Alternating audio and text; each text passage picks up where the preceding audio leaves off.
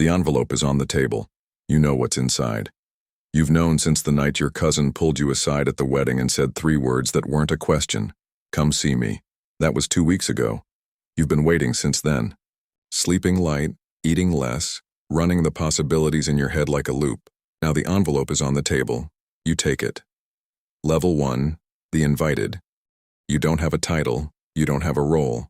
What you have is proximity, and right now, proximity is everything. You grew up around these men, not in movies. In your actual life. Your uncle's friends. The guys who always had cash, who always had a table at the back. You never asked what they did. You already knew. The way you know things you're never told directly. Through silence. Through observation. Through the way your mother left the room when certain names came up. Now you're 22 and someone has decided you're useful. Your first job is simple. You drive. You pick up a bag from a dry cleaner on Via Torino. You bring it to an apartment on the 3rd floor of a building in the Pignito neighborhood. You knock twice, leave it at the door, and walk away. You don't look inside. You don't ask what's in it. You clear $300 for 40 minutes of your time. You tell yourself this isn't serious. This is just a favor. This is just temporary. That is the first lie you will tell yourself. It will not be the last. You notice things quickly. There is a structure to everything. Even when nothing is written down. Who speaks first? Who stands? When someone enters the room, who laughs loudest and who never laughs at all? You read the room the way you were always told to read a street. Fast, quiet, looking for what doesn't fit. You fit. That's the problem. People like you. You're reliable.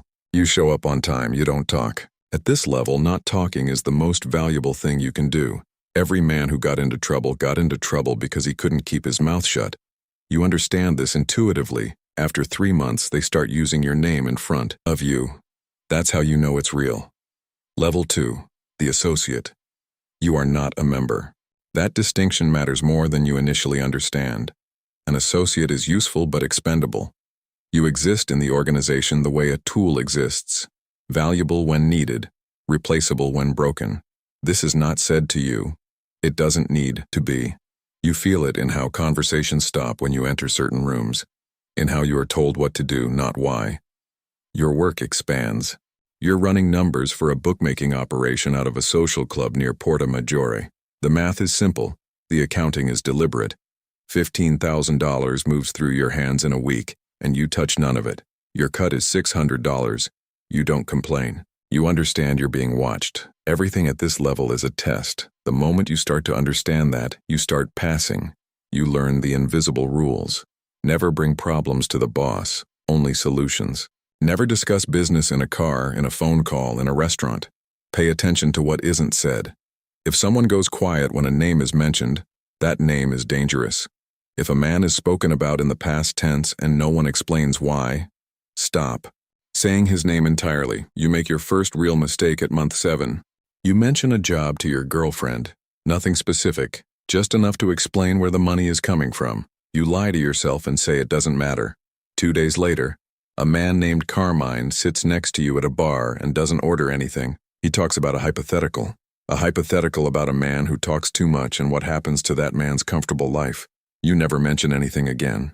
Not to her, not to anyone. You feel the relationship with your girlfriend begin to diminish.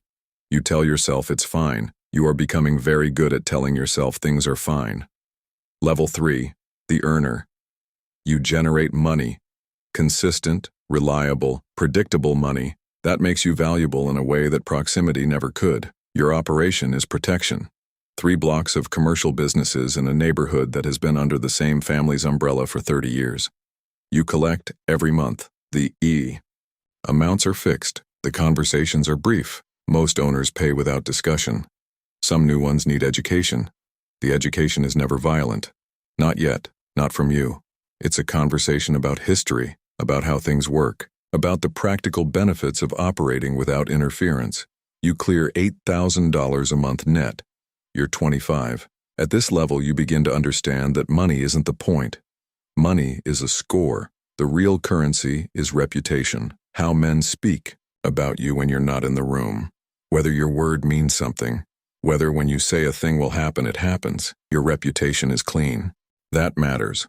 The psychological shift is subtle and permanent. You stop thinking of yourself as someone who made a choice.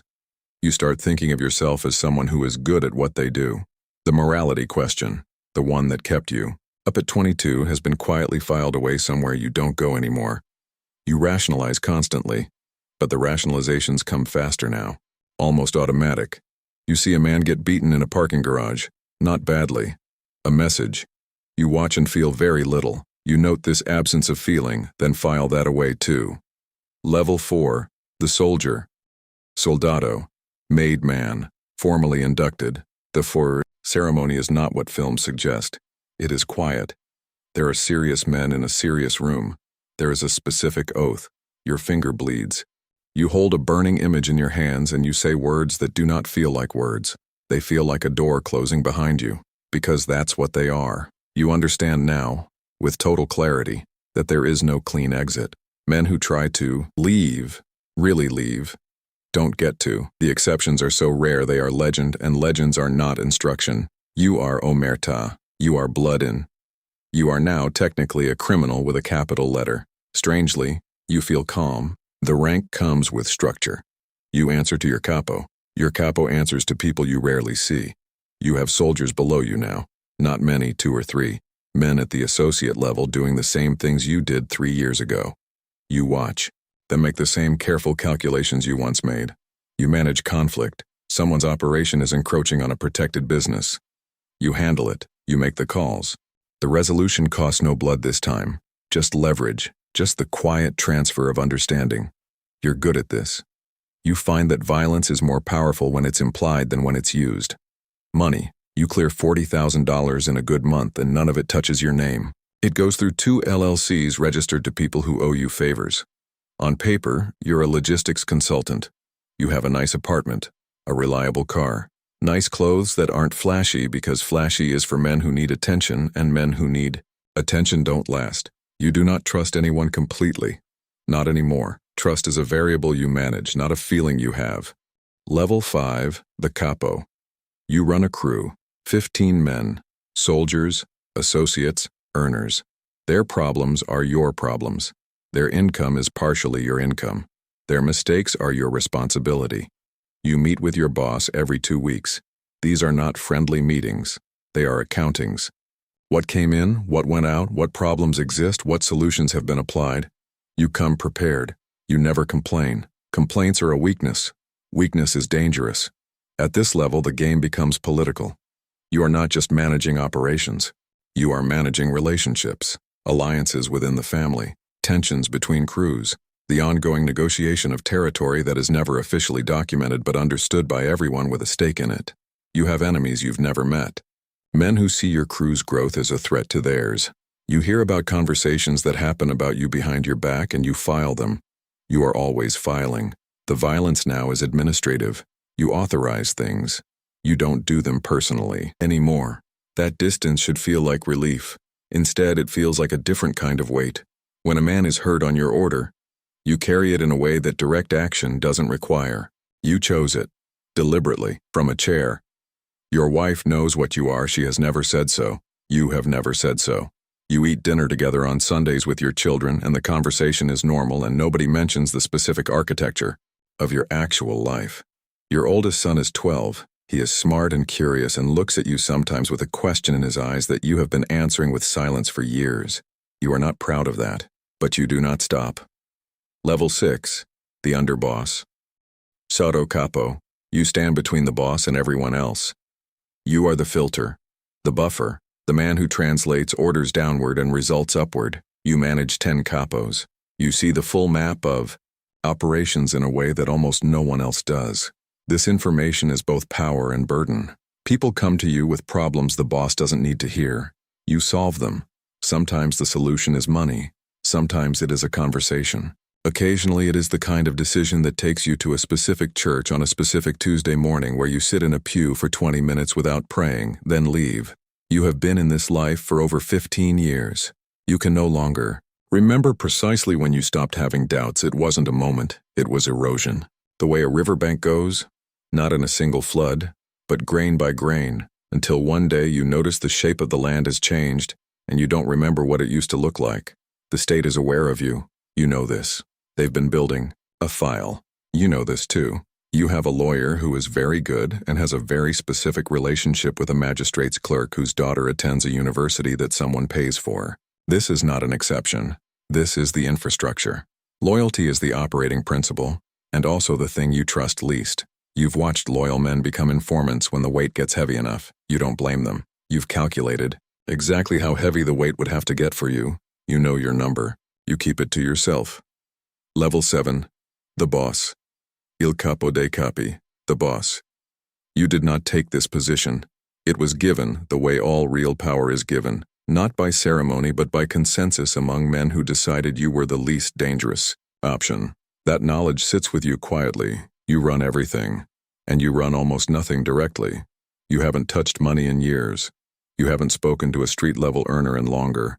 Your world has contracted into a small circle of men who report to you and a smaller circle of people you actually speak freely around.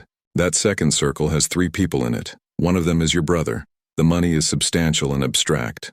Properties, holdings, investments that appear legitimate because they've been made legitimate across enough steps that the origin becomes archaeological. You are, by measurable standards, wealthy. You don't feel wealthy. You feel managed. Every decision you make carries consequences you have to calculate 3 levels forward. A disagreement with a rival family. A capo who's becoming independent-minded. A political connection who needs a favor that creates exposure. You play chess in real time, constantly, without the board in front of you. You have not slept a full night in 4 years. The government is closer. You've had 2 trials. You were acquitted both times. The process is not clean. You understand exactly how you were acquitted. That understanding means you are permanently leveraged by people who helped make it happen. You are powerful and you are not free. This contradiction is the central fact of your life. Your son is 20 now. He came to you 3 months ago and said he wanted to understand the family business. You looked at him for a long time. Then you told him to go back to university and finish his degree and never mention it again. He was confused. He will understand eventually, or he won't, and that will mean you succeeded. Level 8. The ghost. You no longer exist in the way people mean when they use that word. There is no official role. There is no title spoken aloud in rooms. There are men, in the family, in government, in finance, who know your name and behave accordingly. There are more men who don't know your name and are still shaped by your decisions. This is the architecture of real power, when your influence works through people who don't know they're carrying it. You are 61 years old. You live in a house outside the city, stone walls, a garden that requires constant attention. You tend it yourself in the mornings, not for any symbolic reason, because it is the only part of your day you control directly, with your hands, with immediate and visible results. The organization continues. You are not in it anymore in any operational sense. You are above it in the way weather is above a city. Present, influential, not visible, not accountable.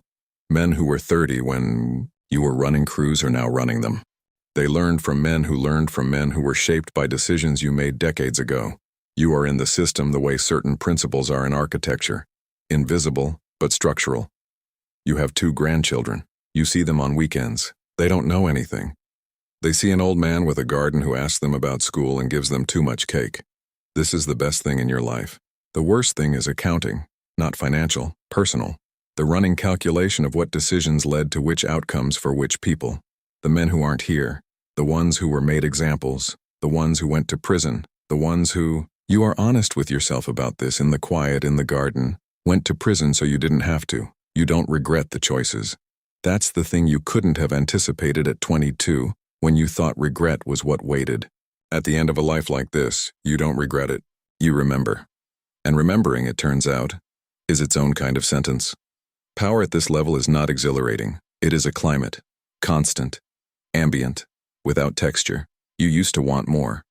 Now you understand that wanting was the good part. Wanting gave the day's shape. You have everything. You want nothing. And the silence of that, not peace, just silence, is what all those levels of hunger and violence and calculation and survival actually purchased. Somewhere in the city tonight, there's a 22-year-old sitting at a table. There's an envelope in front of him. He's thinking about the $300, the simplicity of the job, the way they said his name like it meant something. He thinks he knows what he's walking into. He thinks it's temporary. He doesn't know about the Tuesday, churches, the sleepless years, the son he'll someday send away, the garden he'll tend alone. He reaches for the envelope. He takes it. The door closes, and it begins again.